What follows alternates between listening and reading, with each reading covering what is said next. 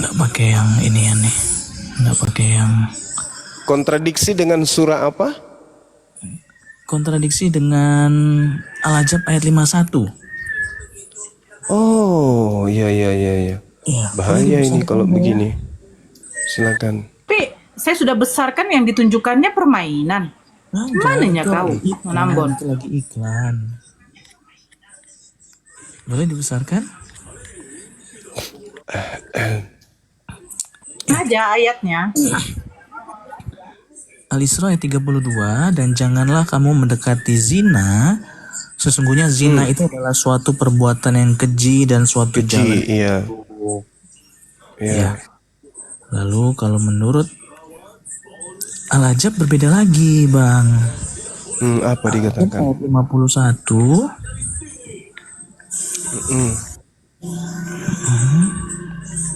Dibilang di sini, kamu boleh Ya. menangguhkan, menggauli siapa yang kamu kendaki di antara mereka. Oh, Dan iya iya. menggauli siapa yang kamu kendaki, dan siapa yang Iya, kamu iya, iya. ingini untuk menggaulinya kembali dari perempuan yang telah kamu cerai, maka tidak ada dosa bagimu. Yang demikian itu adalah lebih dekat untuk ketenangan hati mereka, dan mereka tidak merasa sedih. Yang penting nggak sedih, dan semuanya rela dengan apa yang telah kamu berikan kepada mereka. Yang penting sama-sama rela. Dan Allah mengetahui apa yang tersimpan dalam hatimu, dan adalah Masya Allah. Maha mengetahui lagi Maha Penyantun. Lalu itu kontradiksi yang pertama. Ada lagi kontradiksi selanjutnya bahwa Bentar, satu-satu Bang Nona satu-satu. Biar Gurunda jawab dulu yang pertama ini, hujah yang ini. Ya, satu-satu. Silakan Gurunda. anak sih Iya, sekalian, jadi saya sekali Satu doang. aja, Satu-satu. satu aja. Satu-satu. Ini soalnya ada Satu aja. satu lagi, bahwa kalau di dalam Islam itu nggak ada paksaan, ya kan?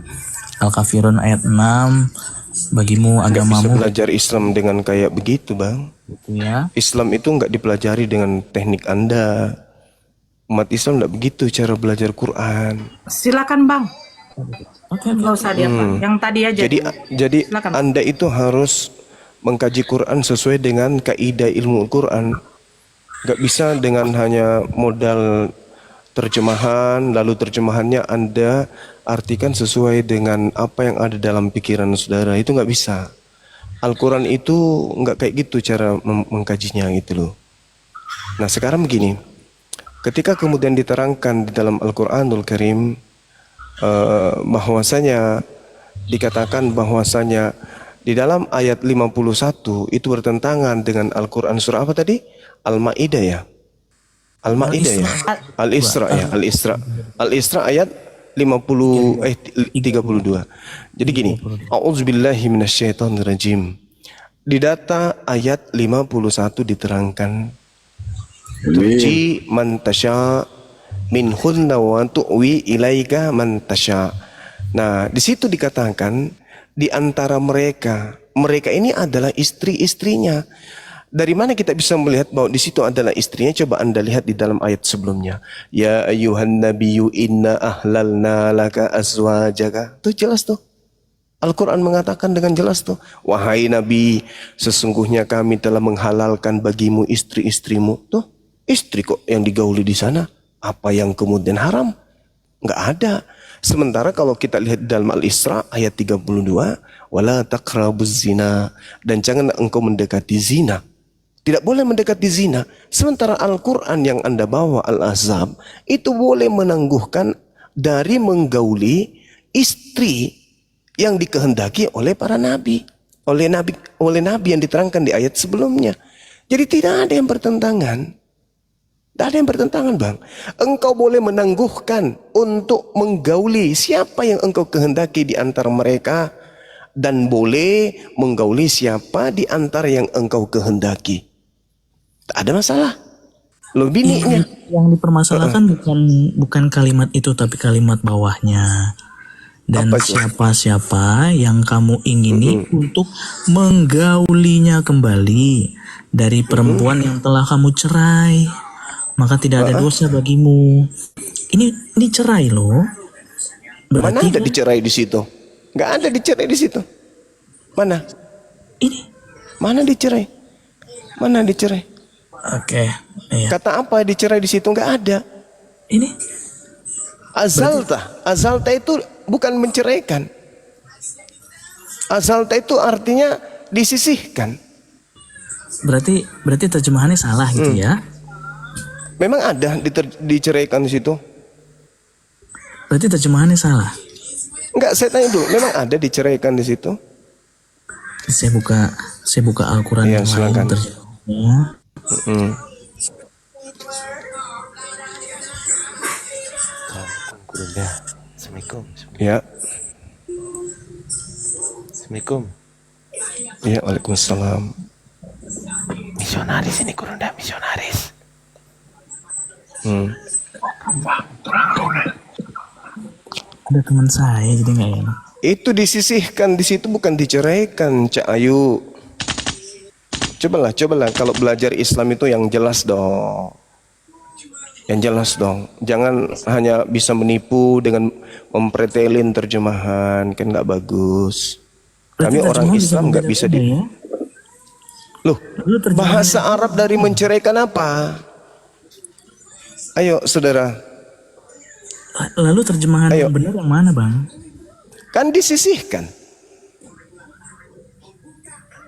Jadi terjemahan yang benar yang mana? Maksudnya Al-Quran. Kalau cerai terjemahan itu, saudara, bahasa Arabnya cerai itu apa? Sedangkan yang diterangkan di sana itu bukan cerai. Bukan kata cerai yang muncul di situ. Jadi saudara nggak bisa kemudian menerjemahkan Al-Quran itu seenak perut. Umat Islam nggak bisa dibodohin dengan teknik Anda, susah. Umat Islam itu adalah orang yang benar-benar memahami Al-Quran, lalu mengajarkan Al-Quran. Bukan seperti yang Anda lakukan sekarang ini. Anda mencoba untuk menerjemahkan, mentafsirkan terjemahan dengan kata disisihkan. Itu bukan cerai. Kalau cerai itu bahasa Arabnya talak. Ada enggak kata talak di situ? Kan tak ada. Di situ dikatakan apa? Azalta. Azalta itu menyisihkan, artinya gini. Saya punya 3 istri, tetapi saya yang satu ini tidak mau menggaulinya. Saya sisihkan dia. Maka besok hari kalau saya mau, ya mau, halal. Karena saya tidak mentalaknya. Saya tidak mentalak istri saya itu. Saya tidak mentalak, Cuk. Apa? Boleh cuti dulu jadinya ya. Boleh. Kenapa tidak? Cutikan Kenapa tidak? dulu. Istri saya halal. Anda tidak bisa mencari kelemahan Al-Quran itu, Anda nggak bisa. Orang sudah 1500 tahun, 1400 tahun mencari titik lemah Al-Quran, itu tidak bisa. Nah, kamu sendiri mencari kelemahan Al-Quran pakai terjemahan. Ilmu apa itu? Apa itu? Kamu siapa rupanya? Mencari titik kelemahan Al-Quran pakai terjemahan. Apa enggak ditertawakan Islam sedunia? Bahasa Arab cerai itu talak. Sementara di situ tidak ada kata cerai. Nih, ku bacakan semamu pelan-pelan ya, supaya kamu itu paham Al-Quran. A'udzubillahi minasyaitonirrajim. Turji man tasha' minhunna wa tu'wi ilaika man tasha' wa man ibtaghaita mimman azalta fala junaha alaik zalika adna an taqarra ayunuhunna wala yahzanna wa yardayna bima ataitahunna kulluhun wallahu ya'lamu ma fi qulubikum wa kana Allahu aliman halima.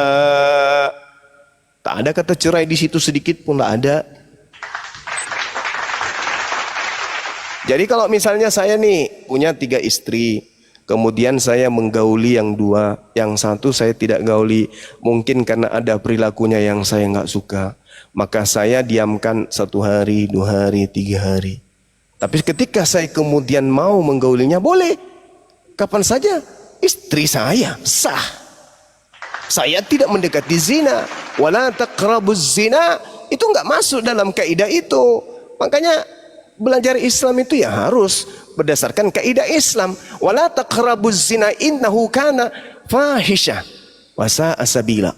Jangan kamu mendekati zina. Zina itu sungguh suatu perbuatan keji dan suatu jalan yang buruk. Anda mencoba untuk mentafsirkan terjemahan menggunakan ilmu karisteng. Ilmu karisteng, jangankan terjemahan Al-Quran, Bible saja mereka nggak paham.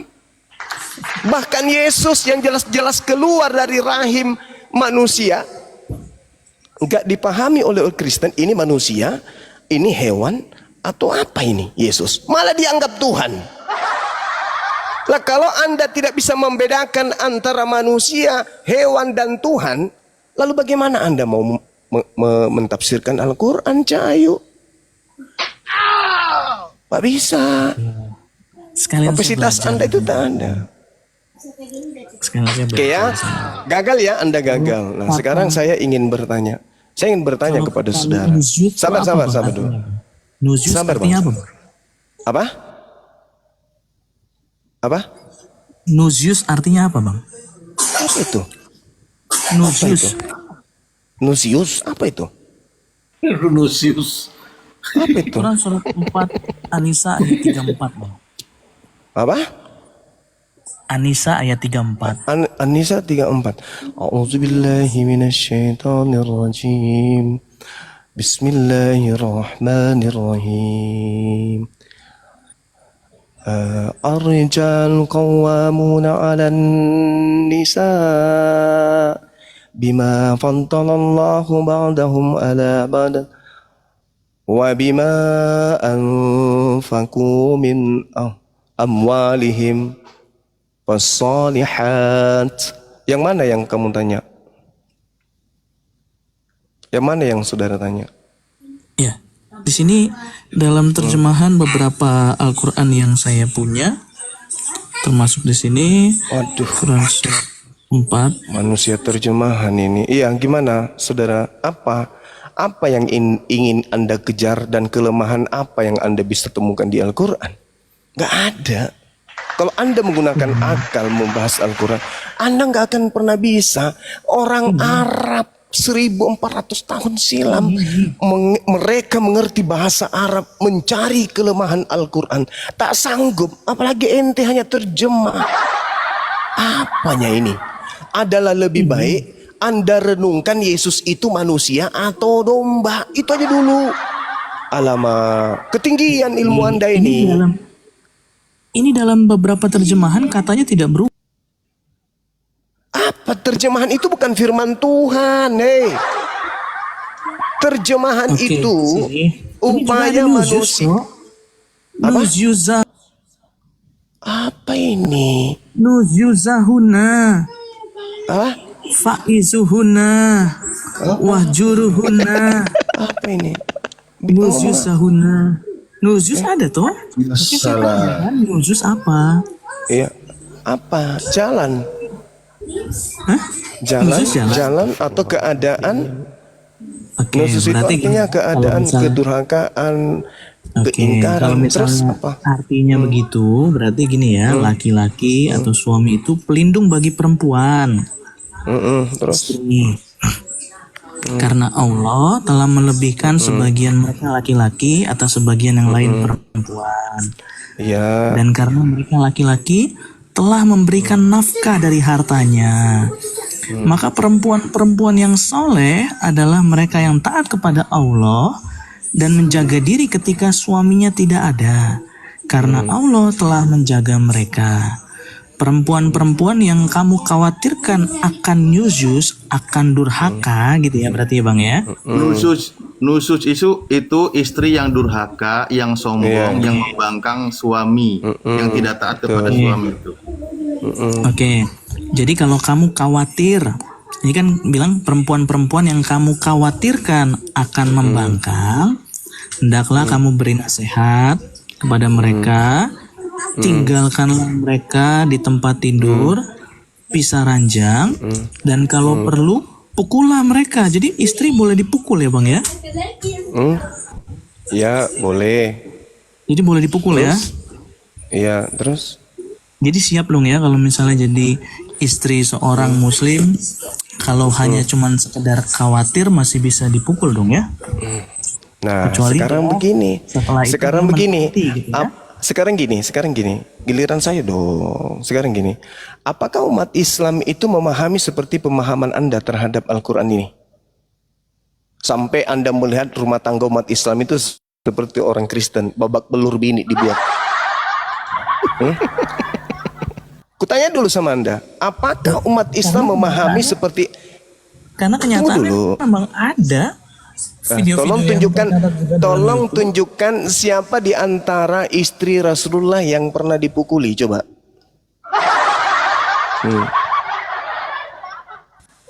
Tapi kalau memang nggak Siapa? penting, kenapa harus diturunin ayatnya?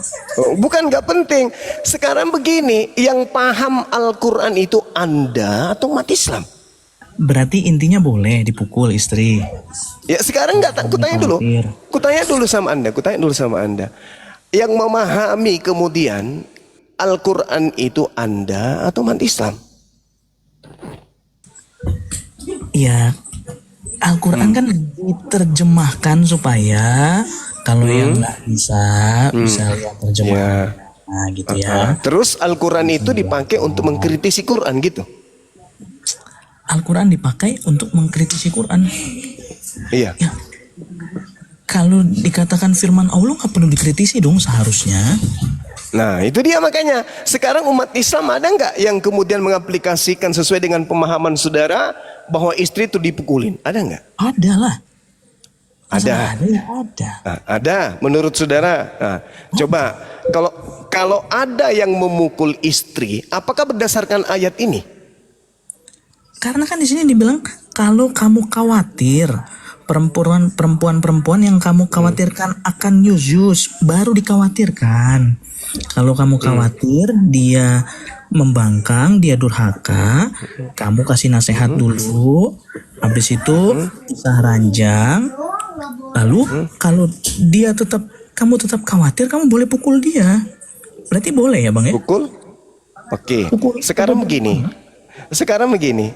Khawatir di sini di dalam kaidah rumah tangga Islam, ketika seorang wanita dikhawatirkan oleh suami, ini dikhawatirkan ya. Artinya kaidah ini, ketetapan ini kemudian mengikat.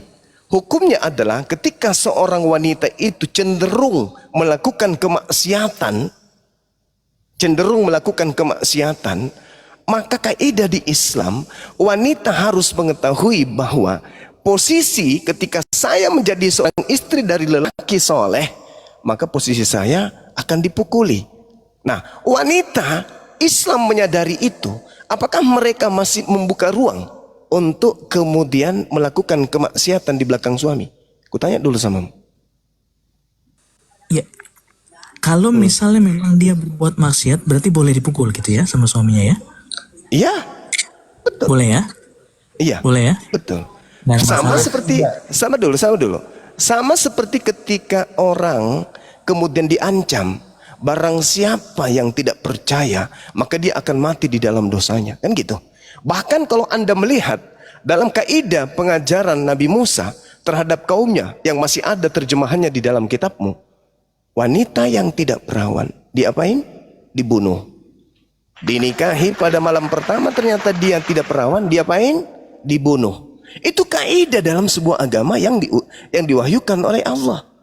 Jadi kalau ada seorang istri kecenderungan kemudian melakukan satu kemaksiatan semisal berzina dengan seorang laki-laki sementara dia punya suami, maka apa ancamannya? Pukul. Wanita soleha ketika sudah mengetahui kemudian kadar hukum Tuhan ini masih mau melakukan perzinahan? Ya tidak dong. Makanya seorang suami itu diperintahkan untuk menjaga keluarga. Ya ayyuhalladzina amanu qu anfusakum wa ahlikum. Jaga istrimu. Maka istri ini harus dijaga. Mama, ya Pak, jangan sampai loh ya. Aku melihat ada tanda-tanda kamu suka sama pria itu. Jangan sampai. Jangan sampai abah ini mukul loh. Iya Pak. Istri soleha disampaikan seperti itu. Bukan seperti yang kau bayangkan rumah tangga seorang Kristen, lalu hukum Islam yang ingin kau dudukkan di sana. Seorang pendeta, ya siang malam menggemiri istri, benjol sana sini. Ya, banyak yang saya kemudian reaksi 1-2 bulan yang lalu. Seorang pendeta menzalimi istrinya dengan pukulan maut setiap saat. Itu jangan kau dudukkan rumah tangga Kristen di Islam, enggak. Rumah tangga Islam itu diatur sedemikian rupa. Itu yang perlu kau pahami. Artinya sama seperti jangan kau menyembah ilah lain. Sebab kalau kau menyembah ilah lain, ku masukkan kau ke dalam neraka. Apa bedanya? Di Islam begitu. Kalau kau berzina, kau main zerong, aku punya hak untuk memukul dirimu. Apa yang terjadi? Istri nggak main zerong, takut dipukul sama istri. Ya kalau di agamamu, ayo boleh cerai asalkan apa? Berzina. Berarti Ada nggak ancaman? Kutanya dulu sama ya, Bang ya. Kutanya, oh iya harus Berarti dia taat kena kepada takut suami. ya? Yes, bukankah di dalam kitabmu dikatakan takutlah kepada suamimu seperti kamu takut kepada Tuhan? Iya, betul. Tetapi bagi suami juga dikatakan bukannya habis itu suaminya pukulin istri. Di dalam Alkitab tidak ada. Alkitab mengatakan, hai suami-suami, kasihilah istrimu. Ya, begitu. Kasihilah Tidak istrimu. Kalau dia berzina, Menurut Alkitab ya kasihi, tidak dipukul. kalau berzina juga. Ya iya, Alkitab tidak Oh mengajarkan bagus, ya dipukul. udah, oke, bagus. Jadi tolong perhatian saudara-saudara Kristen dimanapun berada. Saudara Berarti- kita ini berarti mengakui. Islam bukan Diam agama dulu. Agama binatang, diam dulu. Jadi menurut saudara ini, kalau istri seorang suami melakukan persinahan, itu dikasihi sama istri sama suaminya. Nah, ini rumah tangga yang bagus nih di Kristen ini. Itu rumah tangga yang bagus di Kristen. Di Kristen, seorang wanita, seorang istri yang selingkuh itu dikasihi sama suaminya. Pantas aja mereka hidup seperti binatang. Ternyata istri-istri yang berzina itu dikasihi. Tepuk tangan untuk Kristen, tepuk Ya tangan. iya, memang Kristen agamanya kasih kok. Iya, betul. Jadi Kristen itu kasih. Kalau istri selingkuh, dikasihi, disayang. Mama, hari ini berapa laki-laki yang nindurin mama? 3, Pak. Istriku sayang, mantap kali lah kekristenanmu ini. Mama udah coba nggak laki-laki yang kontrakan baru di sebelah rumah kita yang kekar badannya?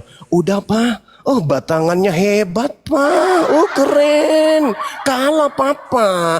Papa mah cuma 2 kali goyang muntah. Dia kuat, Pak. Gimana dong, Pak? Ya udah lanjutin aja. Oh, istriku yang paling baik, sayangku. Izinkan Bapak pergi kerja lagi cari duit untuk Mama ya. Nanti selingkuhnya sama yang muda-muda juga ya, Ma. Iya, Papa. Iya. Papa, iya ma, boleh nggak aku selingkuh sama anak tiriku, anakmu dari istri pertama? Boleh kok ma, boleh sayang, boleh. Asalkan suaranya yang pelan ya, jangan sampai ketahuan sama kambing. Itu ajaran setan, ajaran Kristen begitu. Kalau itu kan Terima justru kasih istrinya udah sakit, Bang. Kalau itu kan Terima justru- kasih sudah mengakui. Ternyata di Kristen selingkuh istri itu boleh. Terima kasih sudah mengakui. Baru malam ini ada seorang Kristen yang betul-betul Kristiani berdasarkan ajaran Kristen.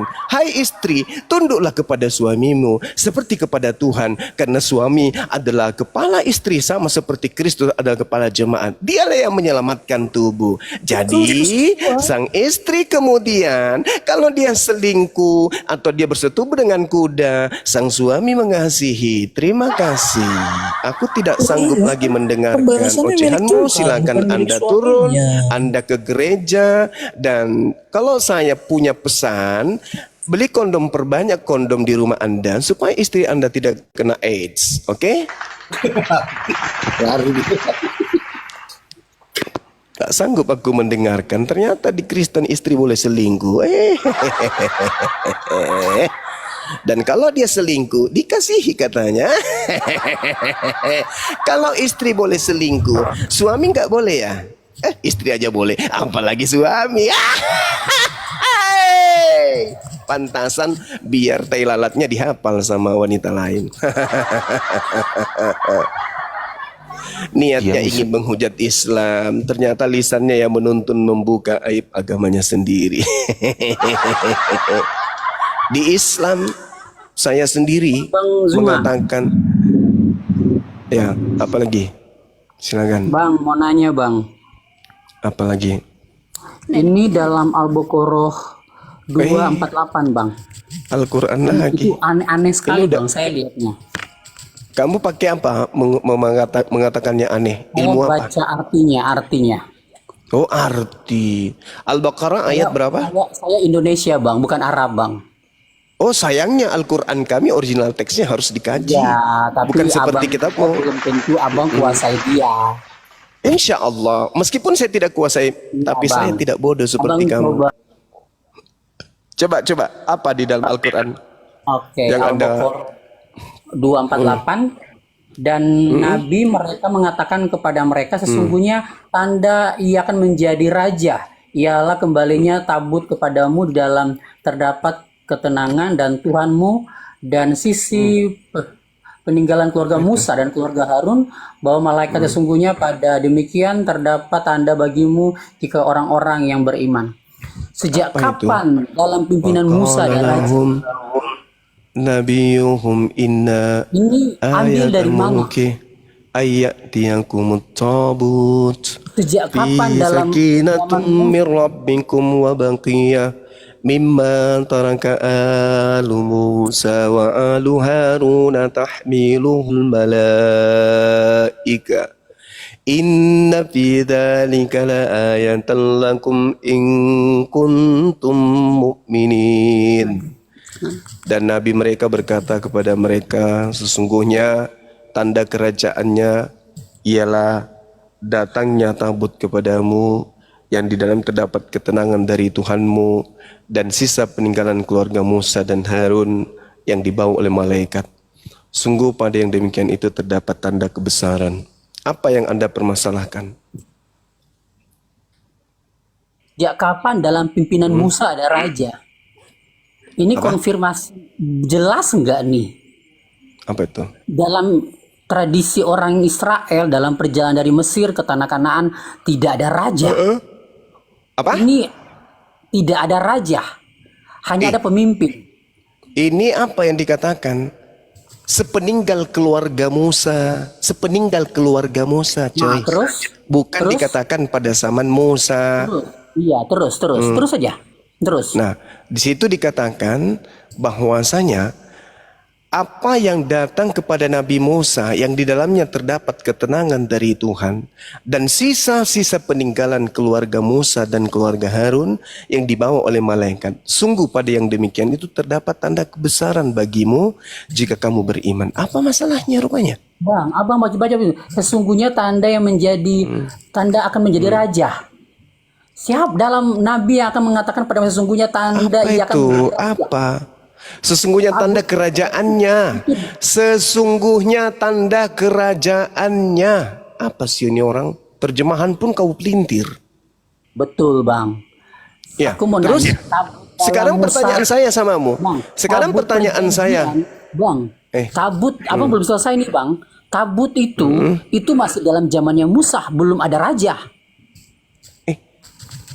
Astagfirullahaladzim ya Allah yang karim. Ayatnya nyata kali berbunyi. Sesungguhnya tanda kerajaannya ialah datangnya tabut kepadamu yang di dalamnya terdapat ketenangan dari Tuhanmu dan sisa peninggalan keluarga Musa dan keluarga Harun yang dibawa oleh malaikat. Bukan zaman Musa ini. Coba kau Iya, baca Bang, di dalam tahu. kitab. Oke. Lalu yang raja Coba ini kamu apa? baca 2 Samuel. Oh, raja, Bang. Coba kau baca 2 Samuel 6 Oke Bang, saya ulang Bang ya. Dan nabi mereka mengatakan Udah, sudah, sesungguhnya bulan ini akan menjadi raja. sudah. Shh. Kebenaran Al-Quran terkait ayat ini kamu bisa baca 2 Samuel 6 nomor berapa? Nomor 1 sampai nomor 15, bagaimana tabut itu datang kepada Nabi Daud alaihi salam. Oke. Nabi Daud kemudian dinobatkan jadi raja di seluruh Israel, kemudian memindahkan ibu kota Yerusalem, lalu kemudian baru saja dikatakan di dalam di 2 Samuel memindahkan dari Yerusalem dari serangan Filistin dan seterusnya. Kamu baca aja data itu. Al-Quran itu tidak pernah keliru. Cuman kapasitas dalam otak, dalam kepala Anda itu tak ada. Al-Quran menjelaskan sudah sangat jelas kok. Wa kalahum nabiyuhum inna ayatam mulkih ayyatiyankumut tabut fihi sakinah min rabbikum. Nah, tidak sampai di situ. Wa baqiya mimma taraka alu Musa wa alu Harun tahmiluhul malaika. Artinya keturunan Nabi Musa, keturunan Harun itu sampai pada mereka tabut perjanjian yang diasalkan dari Nabi Musa. Dan betul 2 Samuel 6 menceritakan itu. Jangan bodoh terus napa saudara Kristen ini. Apa sih Zuma? Maksud saya janganlah bodoh terus. Ya pintarlah. Sikit-sikit pintar napa. Jangan mentang-mentang yang kau sembah itu makhluk halus, roh-roh gelap. Ya otakmu gelap kan gitu Bang. Zuma, kau pintar atau seorang bodoh Zuma? Kau bukan antara orang pintar. Sebodoh-bodohnya saya Bang. Saya lebih hebat Bible daripada orang yang paling pintar di Kristen tentang Ya Bible. itulah kecongkakanmu Zuma. Enggak, bukan congkak, bukan. Coba nih ya. Barang saudara. siapa merendahkan diri akan Santai. ditinggikan. Barang siapa meninggikan diri Sabar. akan direndahkan. Itulah. Seperti kamu. Sabar. Silakan Anda merendahkan saya. Saya hanya berbicara sesuai dengan fakta. Enggak, orang pintar Orang melihat yang kamu paling- itu banyak. Sekarang begini, Bung. Banyak para Sekarang begini, saudara gini. Wah, melihat Kalau semua. kita melihat nih dalam perspektif akademisi, pendidikan, keilmuan, orang Kristen itu belajar sampai level lulusan STT. Coba tanya kepada mereka, yang dilahirkan kemudian Maria ini apa? Aduh, Manusia, itu kan? pertanyaan anak SD. Dan aku tanya dulu, saudara, yang dilahirkan Maria ini manusia bukan? Iya, kau sudah tahu jawabannya. Terus kau tanya lagi. Oke, bagus. Nah, sekarang Makanya itulah Tuhannya retorika Yahudi kau. belum sampai di situ, Bung. Tuhannya Retorika. Yahudi. Udah tahu kau mau giring kemana. Boleh nggak kita diskusi pelan-pelan? Tuhannya Yahudi ketika Tapi minta kalau saya bicara nanti Anda diam. Tuhannya Yahudi. Saya beri Anda kesempatan sekarang. Sepakat dulu. Sederhana loh itu pernyataan saya. Saya katakan begini, tentang Bible. Sebodoh-bodohnya Bang Suma dan sepintar-pintarnya Kristen tentang Bible, Bang Suma jauh lebih pintar daripada yang terpintar di antara kalian tentang Bible. Camkan itu dulu. Saya tidak sombong. Itu sudah takdir. Saya ikhlas menerima takdir itu. Bahwa sebodoh-bodohnya Bang Suma menurut saudara dan sepintar-pintarnya orang Kristen dalam Bible, Bang Suma masih ranking 1 dari orang yang terpintar di antara kalian itu. Itu fakta loh. Saya bertanya loh, sederhana. Yesus dilahirkan oleh Maria. Maria melahirkan apa? Manusia kan? Sepakat kita ya kan? Kecuali yang Kristen yang udah gila banget kan ya. Yang dilahirkan Maria adalah Tuhan kan gitu. Tapi selama dia masih ada sisi kemanusiaan, orang itu pasti akan berkata yang dilahirkan Maria adalah manusia. Oke. Sekarang pertanyaannya, Kristen ini nggak boleh dikatakan agama yang berdiri sendiri meskipun demikian adanya. Tapi Kristen ini harus dipandang sebuah sekte atau aliran kepercayaan yang dihasilkan dari orang-orang yang kemudian memiliki keinginan membuat sekte baru di luar Yudaism. Itu dulu. Maka muncul pernyataan dan pertanyaan, Apakah Tuhannya orang Yahudi menginginkan persembahan kurban dari manusia? Korbannya manusia. Apakah ada kayak begitu? Itu poinnya. Apa jawaban Kristen setelahnya? Adakah Tuhannya Bani Israel meminta persembahan Bani Israel dari manusia? Dari korban, di mana korbannya bukan hewan, tapi manusia. Adakah demikian? Kemana Kristen hendak berpijak? Ketika pertanyaan saya luncurkan seperti itu. Nah, tengoklah satu persatu jawaban orang-orang yang mengatakan dirinya pintar Bible. Apa yang mereka akan katakan? Contoh misalnya nih, saudara, saya tanya.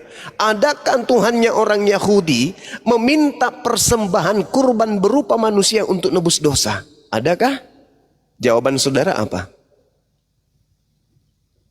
Silakan. Oke, saudara.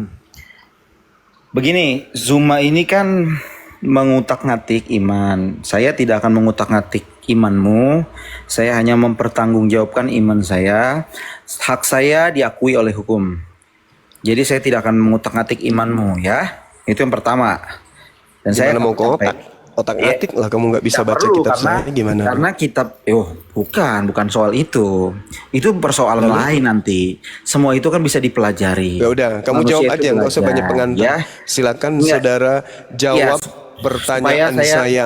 Adakah Tuhannya Yahudi menginginkan penebusan dosa dengan menerima persembahan darah manusia? Adakah? Adakah? Nah, saya jawab. Jawabannya? Ya, Saya jawab. Setiap Silakan, agama itu punya perspektif teologis. Saya tidak tanya agama, yang saya tanya Tuhannya Yahudi. Berdasarkan dalil nanti. Tuhannya Yahudi yang saya Anda tanya. dari tadi bicara, saya diam. Giliran Anda Tuhannya Yahudi yang saya tanya. Astaga. Masih banyak Kristen di bawah Anda mau yang ngomong antri. terus ya. Anda mau mendominasi. Masih ada Kristen di bawah banyak antri. Dan saya butuh orang yang pintar di antara kalian, bukan orang bahlul kayak Anda. Saya tidak butuh retorika. Saya tidak butuh retorika Anda seperti ini bla bla bla bla bla. Enggak butuh saya. Biarpun orang itu retorikanya enggak baik, susunan katanya enggak bagus, tapi kalau asik diajak berdiskusi, memberikan keilmuan, edukasi, ya itu baru asik. Anda ngomong kayak waria yang dibuat-buat kayak tegas. Tapi nol. Saya tanya, adakah Tuhannya Yahudi mengajarkan mempersembahkan kurban dari kurban berupa manusia untuk dirinya? Adakah demikian? Itu loh yang menjadi dasar pijakan. Untuk mengetahui bahwa agama kalian itu tidak ada hubungannya dengan ajaran para nabi. Ajaran para nabi, Al-Quran menjelaskan dengan sangat jelas. Di dalam surah Al-Hajj, ini sudah sering saya bawakan, bagaimana kemudian Al-Quran menerangkan bahwa Allah pencipta langit dan bumi senantiasa meminta kepada para umat terdahulu. Sudah disyariatkan, walikulli ummatin ja'alna mansaqan liyazkuru ismallah ala ma razaqahum min bahimatil an'am. Fa ilahukum ilahu wahid falahu aslimu wa basyiril mukhbitin. Allah sudah memberikan ketetapan-ketetapan terhadap umat terdahulu. Mereka diminta dengan syariat penyembelihan kurban agar umat terdahulu menyebut nama Allah atas rezeki yang Allah berikan kepada mereka berupa hewan ternak. Itu jelas itu. Imamat 1, nomor 2, katakanlah kepada orang Israel, kalau mereka hendak mempersembahkan kurban kepada Tuhan, hendaklah mereka mengorbankan hewan ternak. Sama seperti Quran. Nah, muncul pertanyaan, di Kristen yang pernah menjadi korban itu anak orang. Pertanyaan saya, emang ada dalilnya? Tuhannya Yahudi menginginkan korban manusia untuk nebus dosa, emang ada? Cobalah saudara-saudara Kristen, jangan berkeras pada poin yang salah. Ayo, agama kita ini mengajarkan kita untuk menjadi orang baik jika agama itu diasaskan atas wahyu Allah, wahyu Tuhan. Tapi agama kita mengajarkan kita menjadi orang gila, bahkan lebih gila, bahkan sampai di bawah, rendah sekali, di bawah level binatang. Kalau agama kita itu bukan berasal dari pencipta langit dan bumi. Nah, untuk mendeteksi itu, Sederhana bukan? Orang yang datang sebagai Bani Israel, orang yang datang sebagai Bani Ismail, mereka kurbankan hewan. Kalian Bani siapa? Korbannya manusia. Itu coba. Silakan. Emang dasarnya korban kalau di Al-Quran di mana, Bang? Pertama kali berkorban? As-Saffat Al-Quranul Karim menjelaskan Allah As-Saffat ayat 101. Allah kemudian bukan 107 insyaallah. Dari 101 aja Bang bacanya. Iya silakan. Dari 100 boleh. Ya silakan. Silakan. Saya kan baca. Saya bacain.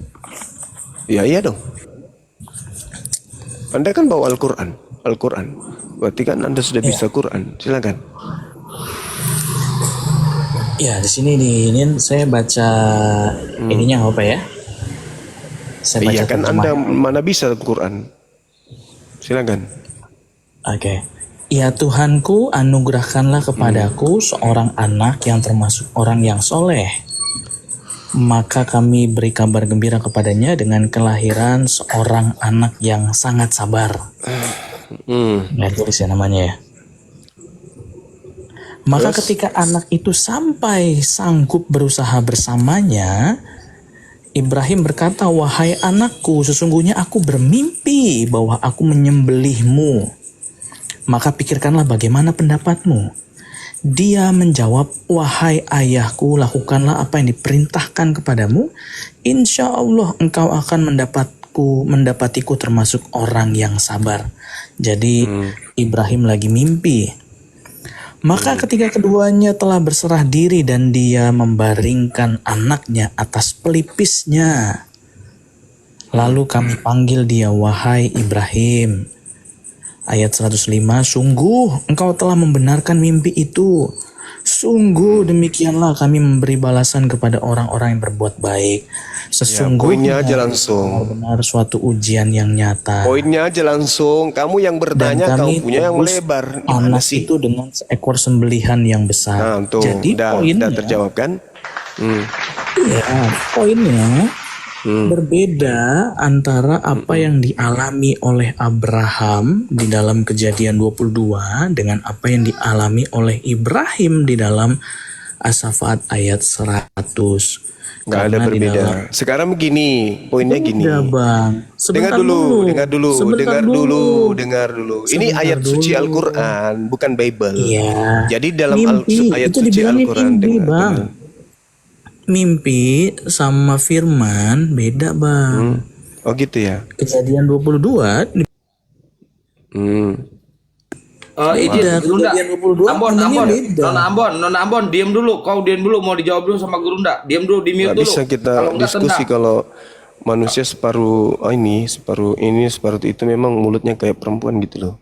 Susah. kita Dilanjut ngomong. Gurunda. Jadi gini, tak ajarin sama mu ya dek. Di dalam kitabnya orang Yahudi yang kalian rampok, Anda jadikan sebagai kitab. Bilangan 12 nomor 6, berfirmanlah Tuhan, dengarkanlah firmanku ini. Jika di antara kamu ada seorang nabi, maka aku menyatakan diriku kepadanya dan dalam penglihatan dan berbicara kepada nabi tersebut melalui mimpi. Itu ya dek. Percuma kau itu ingin menyerang Islam. Kenapa? Karena Al-Quran itu datang belakangan menjelaskan kitab terdahulu. Meskipun kitab yang kamu bawa ini bukan lagi kitabnya Nabi Musa, tapi pendahulumu itu nggak mau ketahuan kalau kitab yang kalian wariskan itu, diwariskan kepada kalian itu adalah murni 100% hanya karangan. Maka mereka mengutip-ngutip apa yang mereka suka dari kitabnya orang Yahudi. Nah, itulah yang diterangkan Al-Quran. Bahwa Allah Subhanahu wa Ta'ala itu adalah sebaik-baiknya pembalas kejahatan. Muncul semuanya kan. Anda mengatakan Nabi Ibrahim mana ada mimpi. Nenek Lukiper. Kitabnya orang Yahudi menjelaskan. Berfirmanlah Tuhan, dengarkanlah firmanku ini. Jika di antara kamu ada seorang nabi, maka aku Tuhan menyatakan diriku kepada Nabi tersebut dalam penglihatannya. Aku Tuhan berbicara kepada Nabi tersebut dalam mimpinya. Anda nggak bisa lolos. Paulus nggak pernah bermimpi dia hanya menghayal, mengarang buku, ya. Lalu kemudian Al-Quran menjelaskan kemudian fasalli li rabbika wanhar. Ya, perintahnya jelas itu. Berkurbanlah kata Allah. Kurban yang dimaksud di sini hewan. Karena Al-Quran sudah memiliki sebuah kaidah. Nabi Ibrahim alaihissalam wa fadainahu bizibhin azim. Aku Allah tebus anak tunggalnya tersebut dengan seekor hewan sembelihan yang besar. Hewan. Jadi kalau ilmu belum ada, belum sampai kematangan ilmu, jangan coba-coba mengkritisi Quran. Nanti kamu mencari tepung. Makanya Al-Quran mengatakan, walikulli ummatin ja'alna manzaqal yazkuru smallah ala ma razaqahum min bahimatil an'am. Al-Quran menerangkan, Allah ketika menghendaki kurban kepada manusia, Allah memberi petunjuk agar manusia mempersembahkan hewan. Nah, ternyata terbukti betul. Imamat 1 nomor 2, katakanlah kepada Bani Israel, apabila mereka hendak mempersembahkan kurban, hendaklah mereka mempersembahkan hewan berupa kambing, domba, sapi, lembu. Nggak pernah manusia. Maka muncul pertanyaan, dari mana Kristen memiliki konsep? Tidak. Dari mana Kristen ini memiliki konsep? Kenapa sih saudara-saudara Kristen ini? Saya mendengarkan guru-guru saya menasihati saya, Bang Suma, tolonglah kalau berdiskusi dengan saudara Kristen ini yang baik, santun, sopan. Tapi kayak mana mau sopan kalau yang diajak bicara kayak gini, kayak lebih hewan daripada hewan? Gimana kita mau diskusi baik-baik? Selalu aja memancing kita kemudian untuk ngegas. Padahal sudah diajak, mari kita diskusi santun, diskusi baik-baik. Tapi kalau modelnya kayak gini, pertanyaan saya loh dari tadi, ya, Tuhannya Bani Israel, Tuhan yang umat Islam sembah, mengajarkan sebuah kaidah, mempersembahkan hewan ternak. Tuhannya orang Yahudi. Terserah. Yang saya katakan, Tuhannya Bani Israel mempersembahkan kemudian sebuah ajaran kepada Bani Israel untuk mengorbankan. Astagfirullahaladzim, ya Allah ya. Ini bisa diam dulu nggak Bukit? Lu ini kayak anak hasil gotong royong ya, nyerocos mulu. Diam dulu, diam. Nah, tenang. Orang Yahudi diajarkan oleh sembahannya untuk mempersembahkan hewan. Umat Islam diajarkan oleh sembahannya untuk mempersembahkan hewan. Orang Kristen mempersembahkan anak orang. Pertanyaannya, kalau yang datang kepada Kristen dengan konsep mengorbankan Yesus anak orang di atas pohon ini menebus dosa, itu berasal dari pencipta langit dan bumi, ada dong perintahnya di dalam kitabnya Yahudi. Ada pasti. Nah, kalau demikian adanya, kalau agama Kristen itu betul adalah agama yang betul, tentu ada kaidahnya di dalam kitabnya orang Yahudi. Nah, kalau ada, tolong tunjukkan dong pada saya. Itu loh yang saya minta. Ada enggak? Tuhannya orang Yahudi memberikan sebuah sinyal bahwa aku menghendaki darah manusia agar aku menghapuskan dosa-dosa manusia. Ada enggak? Tertulis di mana? Gitu loh. Supaya kita jangan dibodohi. Beritakanlah Injil kepada seluruh makhluk, tapi yang diberitakan hoaks. Orang masuk surga katanya kalau percaya ditebus oleh darah Yesus.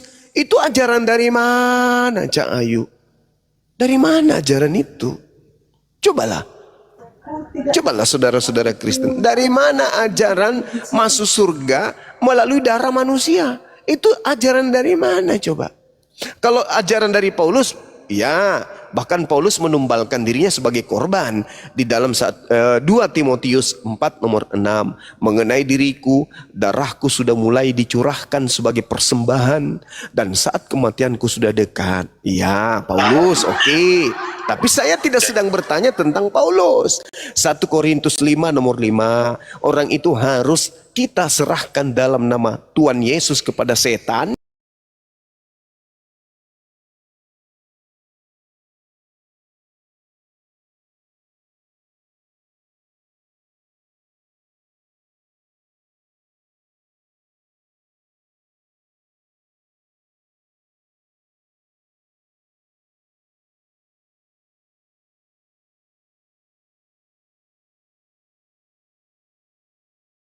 Yang saya adakan Tuhannya Yahudi mengajarkan mempersembahkan darah manusia untuk dirinya.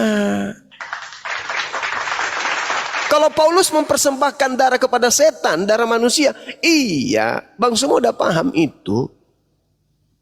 Bang semua udah paham. Kristen didirikan Paulus, Paulus mengajarkan dia telah mempersembahkan manusia kepada setan. Paham saya, ngerti saya. Nah sekarang kalau Kristen ini bukan dari setan, berarti dari Tuhannya Yahudi dong. Nah ada nggak Tuhannya Yahudi menginginkan darah manusia terbayar untuk dosa-dosa manusia? Ada nggak? Setahu saya melalui ajaran Paulus, Paulus mempersembahkan darah kepada setan. Untuk apa? Untuk supaya mereka itu terselamatkan. Jadi darah dipersembahkan ke setan, darah manusia dikorbankan kepada setan supaya manusia itu diselamatkan. Dalil ada Bang Suma. Nah sekarang permasalahannya, Kristen ini adalah sebuah kekuatan dari barat yang menginginkan orang Indonesia menjadi pengikutnya dengan cara tipu-tipu, dengan cara kemudian mendirikan STT yang menghujat Islam, membuat sebuah lembaga Bible yang kemudian menggunakan istilah Islam agar umat Islam itu bisa tertipu. Nah sekarang permasalahannya, umat Islam nggak boleh tinggal diam aja dong. Umat Islam harus bangkit dong melawan. Masa mau mengimani agama yang mempersembahkan manusia sebagai tumbal kepada setan? Mana dalilnya? 1 Timotius 1:20. Di antaranya Hymenius. Hymenius ini adalah nama orang. Alexander ini juga adalah nama orang yang telah kupersembahkan kepada setan supaya jerah mereka menghujat. 1 Korintus 5 nomor 5. Orang itu harus kita persembahkan dalam nama Tuhan Yesus kepada setan sehingga binasa tubuhnya agar rohnya diselamatkan pada hari Tuhan. 2 Timotius 4 nomor 6. Mengenai diriku, darahku sudah mulai dicurahkan sebagai persembahan dan saat kematianku sudah dekat. Pertanyaannya harus muncul di sini dan harus ada jawaban yang harus sebagai pengikat untuk sebagai bahan penginjilan orang-orang Kristen. Adakah Tuhannya Yahudi menginginkan darah manusia sebagai penebus dosa manusia? Itu aja. Kalau tidak, berarti mohon maaf, saya harus mengatakan agama Kristen bukan dari Tuhan pencipta langit dan bumi. Tapi dari mana? Tanya aja Paulus. Paulus, ya paman, kau persembahkan kemana darah orang tersebut? Paulus menjawabnya dengan singkat, kepada iblis. Silakan Anda sanggah atau ada yang mau menambahkan dari sahabat Muslim. Baik, sebelum ke teman-teman Kristen, Gurunda izin mohon teman-teman dibantu subscribe channel YouTube saya yang baru ya, karena yang lama udah kena tombak. Dosen debat lintas agama teman-teman. Tolong di sodako subscribe-nya ya ke YouTube. Dosen debat lintas agama. Tambahin Gurunda. Ya, sahabat-sahabat sekalian, silakan mensubscribe channel baru kita, Dosen Debat, supaya siar Islam itu semakin diminati, semakin dinikmati oleh seluruh ya, umat manusia di pelosok manapun. Dengan adanya banyak YouTube yang menyiarkan debat-debat seperti ini, insya Allah orang akan menilai Islam itu adalah dinul haq. Mereka akan terselamatkan dengan melihat debat-debat, diskusi kayak begini. Karena selama ini mereka hanya dicokoki oleh doktrin dogma. Mereka kemudian tidak diajarkan bagaimana menggunakan akal di dalam beragama. Untuk itu silakan sahabat-sahabat mensubscribe channel-channel kita. Channel yang pertama Dosen Debat, kemudian channel Alif channel, kemudian Ardiansa channel, kemudian Zulkifli Emabas official channel. Silakan. Itu tidak akan merugikan. Assalamualaikum Insyaallah. warahmatullahi wabarakatuh. Silakan, silakan. Waalaikumsalam. Waalaikumsalam warahmatullahi wabarakatuh. Minta itu dong kopi sama masakonya, please. Siap. Tambah bodrek dulu ndak? Sudah tadi, bodrek 1 papan.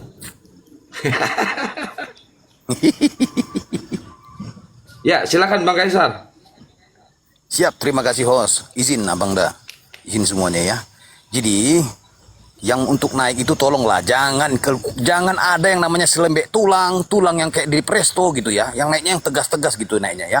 Saya ingatkan untuk kalian penyembah raket nyamuk, naik di sini tuh jangan ngamuk-ngamuk, diskusi jangan berisik dan buat pusing. Itu congor atau knalpot racing. Kita